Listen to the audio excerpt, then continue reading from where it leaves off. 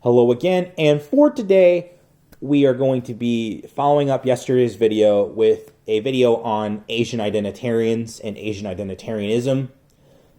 And the reason why I did not talk about it in yesterday's video is because I felt like these people don't really have the room in progressive spaces to be racially activated minorities. However, they are, and they kind of exist in their own little nebulous space on twitter.com and in the real world in progressive circles.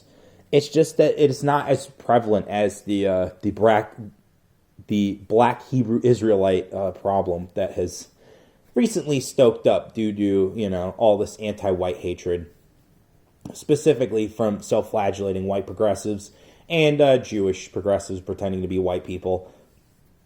So let's talk about, the cultural differences between Asians and how it extrapolates into wider racism, because this is really fascinating to me as someone who is part Asian. I really notice that, if you are not Americanized and you meet mainlanders, they are very racist towards other types of Asians. We saw this in China, to bring it into entertainment, with the way that the Chinese audience reacted to Rose Tico. Rose Tico is played by a Vietnamese American actress, and Disney, in their infinite wisdom, thought that it's a great idea to have Asian representation in their favorite market of all time, the Chinese film market. However, the fucking Chinese hate the Vietnamese, so that's why that part backfired in Disney's grand strategies. If they had chosen a Chinese actress, they would have done slightly better. However, we see from the Rogue One box office results, not really so much, even with a powerhouse like Donnie Yen and a character actor like John Wen. It doesn't really matter when it comes to that stuff. But focusing more on Asian Identitarianism, we see that Asians do not like other Asians, okay? The Japanese don't like the Singaporese or the Burmese. Sorry, I can't remember the country the Singapore race is. Fucking the Thai don't really like the Koreans. And, overall, Asia has been at war with itself for eons. And this is well before other races were ever even in that part of the world. So you got to understand that, the original racism that came out of that side of the continent, all based on hating other Asians. So what do I mean when I say Asian Identitarianism? Well, much like black Identitarianism and white Identitarianism, Asian Identitarianism is essentially all of the Asians gathering together and saying our specific phenotype are the greatest humans to have ever been produced. And I'm going to go through 3 different examples of Asian Identitarians that I see out there in the world that really kind of get under my skin, especially since 2 of these people are actors who are constantly getting work now just for being woke. So, yeah, let's deep dive right into it. Now, the big one who I mentioned when Parasite won the Best Picture was, of course, Simu Liu, who is going to be Shang-Chi in the Marvel Cinematic Universe film Shang-Chi and the Legend of the Ten Rings. Now, Simu Liu was a nobody, and it's 2020, so he's still a fucking nobody, okay? Once that Marvel movie hits, he'll obviously get an uptick in his career and get a lot more work, but for right now, he is not a well-known name. And this man, this fucking fool, was one of the people who, on twitter.com, just constantly virtue signals about how thankful he is for diversity and all these diversity initiatives, and how white people are noticing that they're racist inherently, even if they don't do anything. And when someone does something racist out there in the world, he'll be the first person to go after them, especially if it's about Asians. So if you guys remember, last year, a young upstart comedian by the name of Shane Gillis finally put in enough work to be considered for the next cast of Saturday Night Live, and some fucking retard journalists went in through his history on a podcast he did and found that he was making some very racist Asian jokes. And so Twitter exploded, of course, and that's what got him fired. But one of the biggest people just screaming about it all day and night was Simu Liu. And Simu Liu does this. He will do this every time there's some form of anti-Asian sentiment out there. And, he's been doing that about coronavirus and bat soup, but not to the extent of another person who I haven't mentioned yet. So that is Simu Liu in a nutshell. He's been failing his way upward into superstardom. There are so many better choices for Shang-Chi than this guy. He is very generic. He is not even... He looks like a fucking Shar-Pei, if you know what kind of dog that is. The bulldog-looking mutt from American Dragon, Jake Long, is a great example of a classically presented Shar-Pei.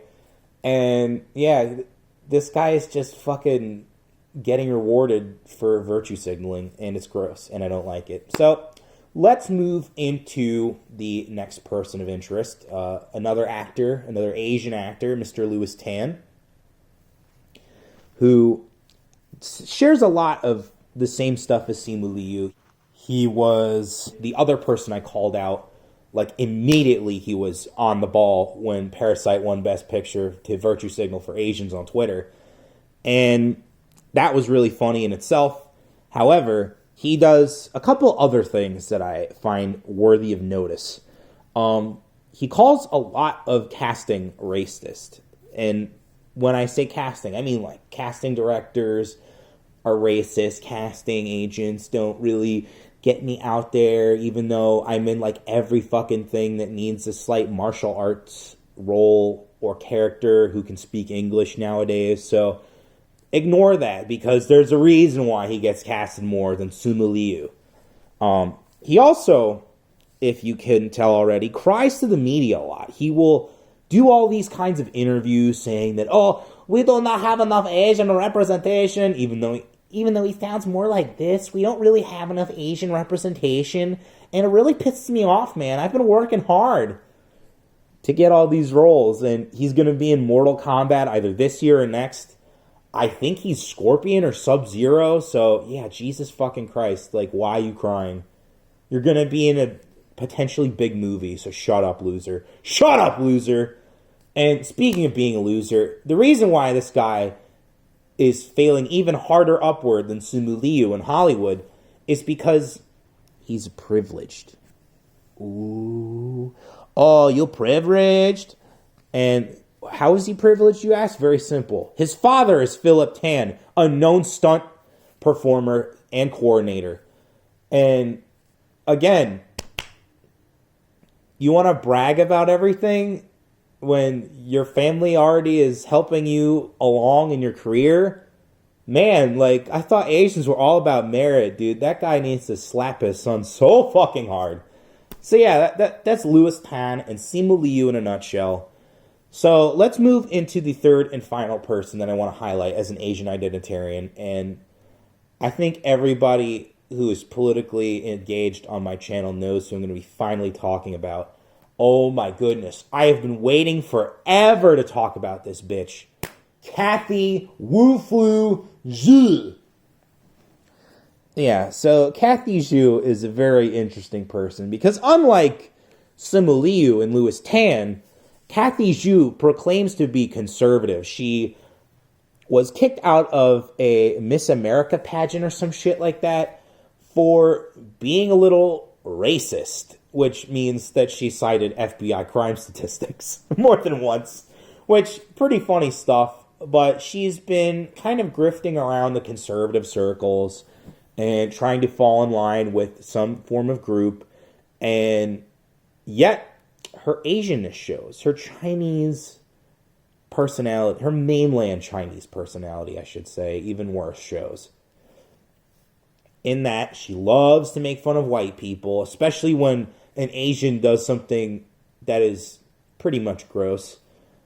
Like when she defended bat soup and said that McDonald's chicken nuggets were objectively worse to be eating than bat soup. Okay?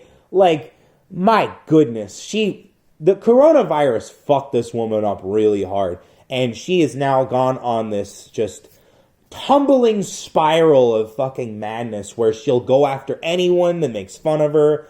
She'll just criticize their appearance, even though she has that, like, kind of wonky Chinese girl look to her where it's like, yeah, you're attractive, but, like, there's something weird about you. And it's like, oh, yeah, it's because you're a freak. Like, she'll constantly prop up all the positive Asian stereotypes and be like, no, Asian don't eat weird food. Like, oh my god. She defended bat soup. I'm sorry. It's just so fucking funny. And at the end of the day, much like Simu Liu and Louis Tan, she is actually progressive. She's just in the closet about it. She claims to be this conservative, constantly is propping up libertarianism, and then one day she puts out a fucking political compass test she took, and spoiler alert, it shows her in the red section, in authoritarian left. Okay? This woman isn't conservative. She's just a dumb girl who fucking got in way over her head and is now, as of today, and is now, as of Tuesday, permanently banned from Twitter.com. So maybe she'll be able to turn herself around. And now we are here at the end of this commentary, and I just want to say, in order to stop this kind of racially activated minorities, again, you have to call out the people, specifically the white people and the Jewish progressives pretending to be whites, and tell them, hey, that's racist. You're being a racist. And challenge and question why they act so racist. That is the only solution to these racial problems.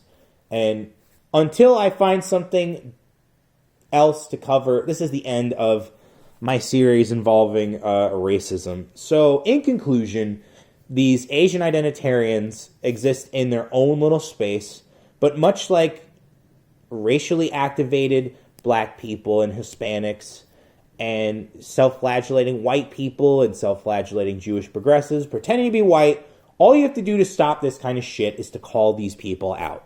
So, to Kathy Zhu, to Simu Liu, to Louis Tan, if you don't fucking tread lightly, you'll realize your racism, and then it will dawn on you that you made a huge mistake.